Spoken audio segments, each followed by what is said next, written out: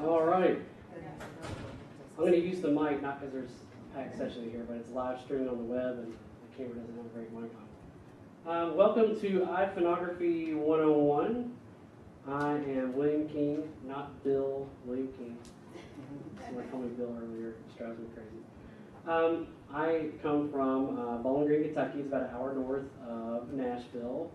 TeachMeet started in Scotland, and then they started in the United States in Nashville, TeachMeet Nashville, and a few of us here today happen to be at that event, and then we started TeachMeet Kentucky, and then Kyle Calderwood and I met on a couch in Philly at some conference, and Kyle started TeachMeet New Jersey, and so if there's anybody out there that wants to do TeachMeet Hawaii or TeachMeet Jamaica, I'm ready to head that way.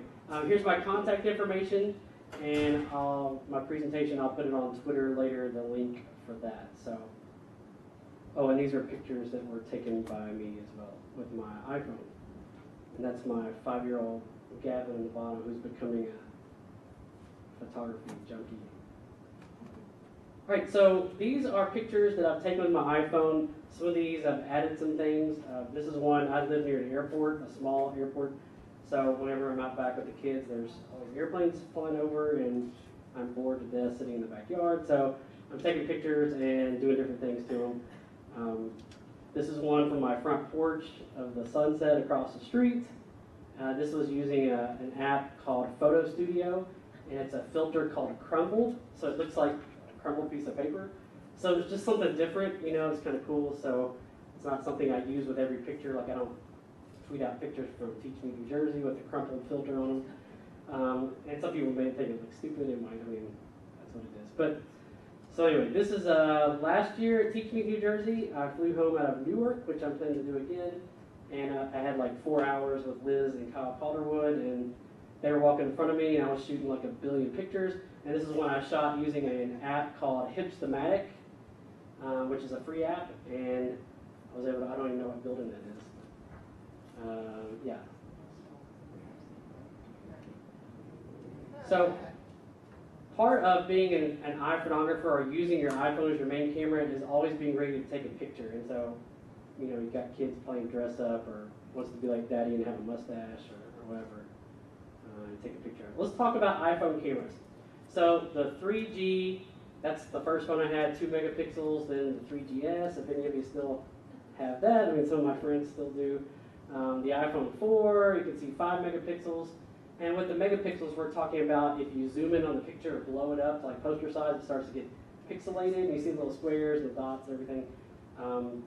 Actually, I don't know, what is it, Samsung, Nokia? One of them came out with a 41 megapixel smartphone like 2 weeks ago. I mean, it's just off the charts. Of course, like one picture and there's your memory, but anyway. So, of course, you can't find any apps for it, but nonetheless.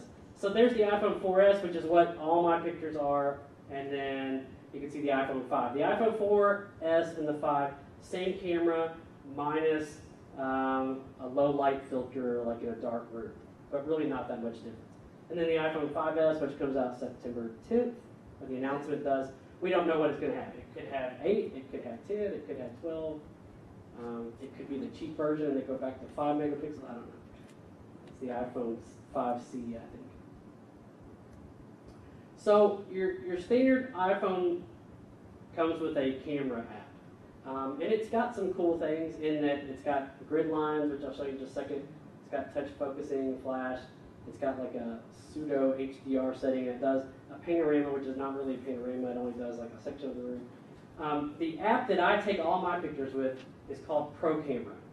Now be careful when you look at it on the App Store. Look for that icon. There's several other Pro or whatever. But the Pro Camera app, and I think it does cost money. When I got it, it wasn't that much. If you watch online, you get it pretty cheap.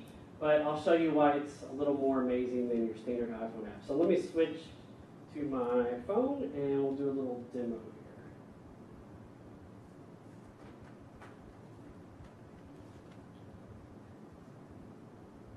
Alright, so the bottom left-hand corner, I have my camera app. That's the standard iPhone camera. And like I said, it has grid lines. If you can see on my camera, you can go up to options, and you can turn the grid off and just see a regular picture. The downside of that is you tend to shoot pictures that are like this, and people like get nauseous. So the grid lines help you to get a straight image. So like I would look at the ceiling and I'd try to get all that crap off the screen. I would look at the ceiling and try to get the ceiling lined up and get a straight image. Same thing if I'm going left to right. Other options, you can turn on HDR. The downside of that is it's going to take 2 to 3 pictures every time you hit the button. So it's going to take up more memory, and it tries to blend those together or get the best picture. I don't use it just because I've got the lowest memory iPhone because I'm cheap. And then panorama, which it tells you, start here on the left and then push the button and slowly move to the right. And so it starts to make a picture, but it really doesn't do 360 degrees. I'll show you an app that does do that. And so you can post that to Facebook, to Instagram, to whatever. So we're done with that. So those are the features on there. You can also turn the flash on or off. I rarely use the flash. You can turn around and do selfies. I don't advise doing that. People don't like selfies. And the camera that faces you is lower quality than the camera that faces out. So anyway, so that's the basic camera. And you can use it. I mean, I've been known to use it when I didn't have time to break out Pro Camera. On the bottom right, you see Pro Camera. So I'm going to grab Pro Camera.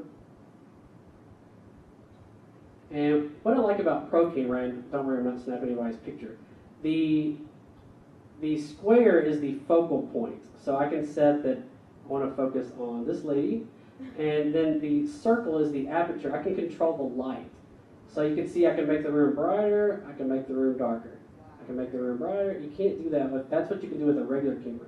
So if I'm in a museum, and I'm a history junkie, and it's real dark with the Declaration of Independence, there's like no light in the room, and they tell you not to take a picture, but you're going to sneak one anyway. Like I did that at the Alamo a few weeks ago. Like, make sure the guards aren't watching. But you can change the light, and that's great for like sunset pictures. For doing, you ever seen the silhouette pictures that people do at the beach, or somebody's doing yoga and they're all shadowy and it focuses on, that's how they do it, is using this app. So this app is definitely worth the money. It has tons of other features, which I'm not going to show you right now, but it has like a burst feature where you can hold the button and it takes like 50 pictures. So I can be like, bam, it's like, I mean, my wife has the like $1,000 camera that does that, but yeah. So anyway, it's well worth it. It has an anti-shake feature that if you're kind of shaky or you're like me on, Zyrtec D or something, it decides when you're not shaking and then it takes the picture. So it uses the gyroscope to wait, so you don't get a blurry picture. All right, and we'll come back to my phone in just a minute. So tips for taking great pics. I tweet this out if I could tweet while I was presenting. One, get close and fill up the frame. So you don't want to do a picture of your family and be like 4 miles away because nobody can see it. They may not be able to zoom in onto Instagram, you can't zoom in. So fill up the frame, get close. There's actually an app if you're getting close on people, like the lady that was in here earlier, I think her Twitter name is Train My Teacher.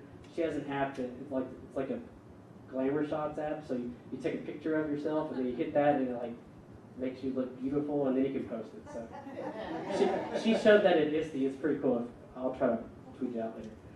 So fill up the frame. This is at ISTE. I was just at the table sessions and was kind of bored and waited until somebody walked across there.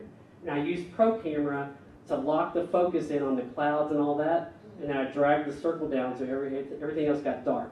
And I waited for this one lady to start walking, and I took some more of her walking on the steps, but that's how I took that picture. Get on the subject's level. So this is my little girl, Gwen, and this is an app called, I think it's Color Effects. Let me tell you real fast. color effects. And what color effects does, it takes a color image, turns it black and white. But then you can go in with your finger and put back in the color. So this was a color picture. I shot the picture, you turn it black and white, and then with my finger you can zoom in. I mean, you can do amazing zooming with it. And then I could color back in her bathing suit. And if you didn't like the color, you could actually go back and color it something different. But automatically it defaults. So if you see pictures that are black and white and they color in the water, or it's black and white and they color in the tree, color effects. I think it's a free app. Now, my wife pointed out, because she's an actual photographer and I'm not, I'm just a dumb principal, but she pointed out that I forgot to finish coloring the bathing suit. But it's too late now, you know. The rule of thirds. With the grid lines that you saw in the iPhone camera app, the rule of thirds is a photography thing. It's where you don't want to put the person in the center of the picture. That's considered bad. I do it anyway. But so you want to set the person or the building or whatever to the side and kind of have some dead space there, and it kind of draws the person to that image. So this is my son playing in my parents' backyard in a tree, and so I used the grid line. So those 3 grids, you want to put the subject in one of those grids, leave the other 2 open, and then you can push the focus button on the iPhone camera. If you touch it with your finger, it'll focus on that point.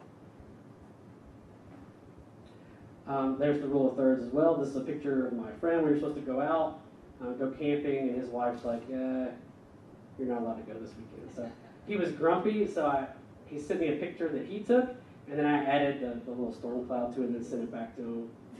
I was like, haha, I'm going camping here. Try new perspectives. This is from TeachMeet, New Jersey last year. We're walking on the street, and I just look up and like, hey, it's a light pole, but it's kind of cool. It's between 2 buildings. And I use that app to focus on the sky and then draw the light down and take the picture. So most people are looking at the ground or they're looking at their cell phone. Look around, especially buildings. There's lots of great things to see, skylights. This was walking the dog. Try a different perspective. I was walking the dog at Bowling Green High, which is my school, which is across the street from my high school.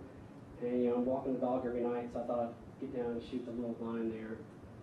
This is a light pole in the parking lot. I just put the phone next to it and shot up. And always be ready to capture the moment. This was the first time my daughter saw her shadow. I mean, she may have seen it before. It's the first time she was like, Dad, you know, she was going nuts. This was in the church parking lot, about to walk into church one day. So, yeah, I mean, do I have a picture of her taking her first step? No, but I do have a picture of that. So something different. This was at a Star Wars birthday party. My son dressed as a stormtrooper, and then he put the hat on. I thought that was kind of cool. So, and I used an app to blur everything else out, and there's a ton of those. I'll show you some later. But it just adds a little. It draws your eye to the center. So apps that make photography fun. If I was going to get one app, if that's all the money I had, which is about all the money I had, I would get one, and it's Google Snapseed. It was Snapseed, then Google realized it was so awesome that they bought it. So Google Snapseed, and that one is amazing. You can do so much stuff, and I'm not a Photoshop guy, like I can't understand any of that stuff, but this, you take your finger left or take it right, and you see the image adjust. So blur left or right, focus left or right, make it brighter left or right, add more saturation left or right, make it look vintage left or right. So it's really simple, and if we've got time, I'll show it to you. If not, vote for my hour session, and I'll do all these. The second one I would get would be Camera Plus. It's very cool. It has a filter called Clarity. So whenever I take a picture, the first thing I do when I get home is I open the picture from TeachMeet, I go to Camera Plus, and I hit Clarity, and it kind of makes the picture like 10 times better. Then I save it, and then I open it in Google Snapseed. I do some more to it, and then I'll probably finally post it to Instagram, Twitter, or to Facebook. This one has about 200 filters. So that crumpled filter came from this one, but I mean, this one is just amazing. There's so many different types of filters that you can do with this. Hipstamatic turns your iPhone into like an old film camera. Hipstamatic has hundreds of lenses and hundreds of films. And you can go through there, and some are free, some are not, but you can choose a pack. So I can choose, there's hundreds of black and white type films. There's lenses that make it look like a Derringer type from like the Civil War, those pictures, that type of picture, like a tin type, a wet plate tin type. They even have lenses that do that. And so it's just amazing the stuff you can do with Hipstamatic. That's a free app, so I would download that one. Color effects I talked about. Photo Tropodelic is fine. It makes everything look like somebody's eating some mushrooms or something. Etchings kind of etches a page, kind of like George Washington on a dollar bill or something. It looks like somebody's engraved it. Blender is where you combine two images, where I put the cloud on my friend's picture where the plane was going through. I put the little lines there. That's Blender. Glaze turns your picture into an oil painting. I love glaze. It's great. Like, I've taken pictures of my daughter. You turn it into an oil painting. Then you go to a website called canvaspop.com. You upload the image. You select the size of canvas. And about a week later, it comes in the mail, stretched canvas, painted on there, the picture that you took in oil paints, and it's ready to hang on your wall. So, canvaspop.com. And you can upload any image to Canvaspop, but I like to use glaze, and it turns it into like an oil painting. It's great for like landscapes. It wouldn't be great for like shooting a picture of a crowd, but of a single subject, a flower, a tree. Canvaspop.com. These apps are only available on the iPhone? I don't know because I don't have an Android. I'm sure there's probably some. I'm sure if they're popular enough, then yes, they'll be on the other stores as well. But Scratch Cam makes your pictures look old and vintage. This is the Etchings app. So I was flying back from Canada. I'm bored. You know, you're not supposed to have your phone on. And I shot a picture of the cloud, and it was just white clouds. But using the Etchings app, I was able to, you can see all the little etchings there, and you can make it heavy, light, and I was able to throw in some color and just give it some depth, do something different. I was bored on the airplane. The Glaze app, this is a picture I took out of a plane, but Glaze turned it into an oil painting. And it has like 50 different styles of oil painting. So I can choose from Van Gogh to this, to whatever. So you can see the brush strokes and everything. And you can adjust all of those. This is Photo Tropodelic. This is Gavin Rossdale from the band Bush. If you're old like me, you'll know who that is. And he was playing in Nashville, and my wife and I were up front, and he came down for a solo, and I shot a picture and then did that. One of my favorite apps is called Retouch. It's free, so it has all kinds of ads, but Retouch. Retouch is to take stuff out of a picture. So this is a picture at that Star Wars birthday party where I've got 105-year-olds running around. I'm about to lose my mind. But I like the rainbow over here on this wall. It was at some school we were at. But I didn't like the eagle or the basketball goal. So I open Retouch. I paint over with my finger the basketball goal and the eagle, and bam, it's gone. It's amazing. I used it in San Antonio ISTE. I shot a picture of the Alamo, and there was some guy in my picture. I could never get the Alamo with nobody in front of it during the day.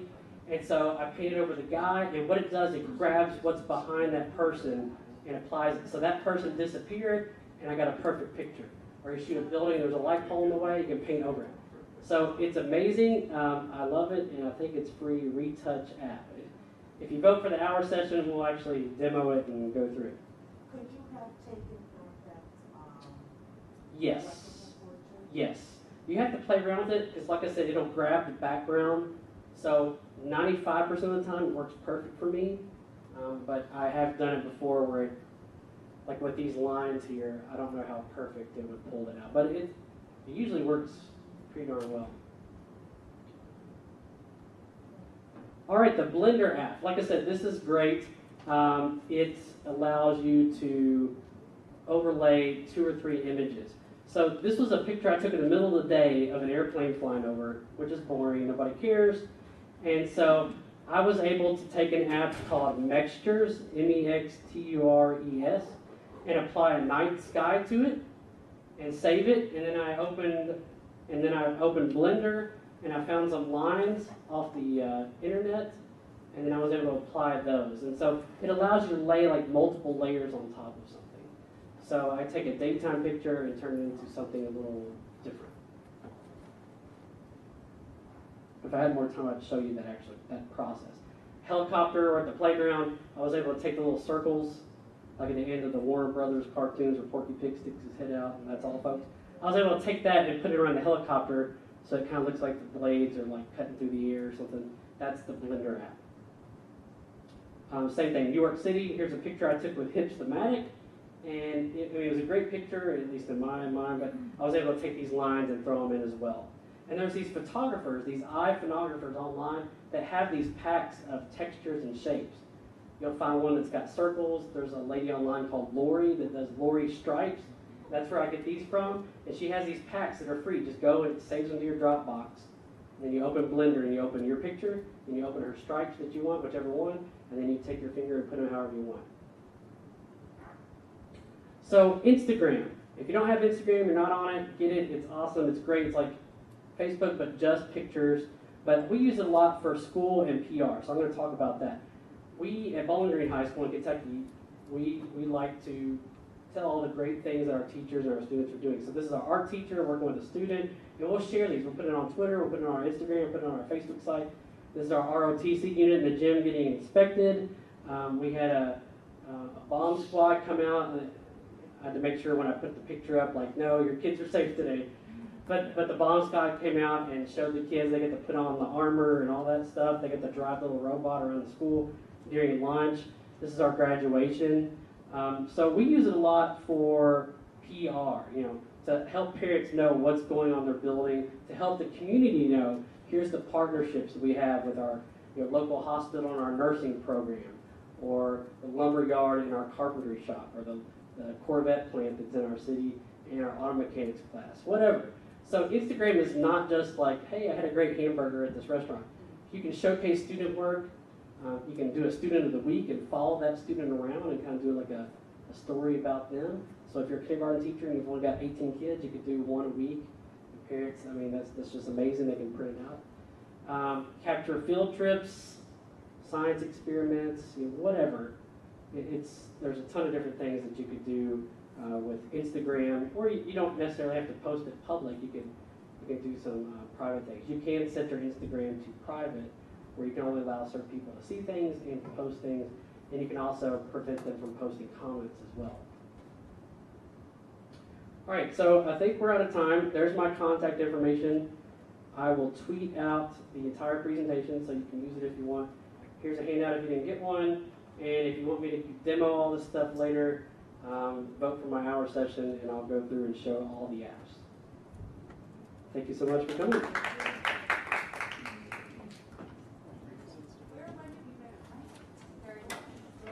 Well, like after lunch or here? I think he's gonna send out a link to a survey monkey. Yeah. Come to the At Smackdown. It's the best part of the day. If you missed everything else, 1 o'clock in the theater in the main building. 2 minutes you can share a cool little podium. You'll learn like 30 tools in just a few minutes. Did you know that there are different lenses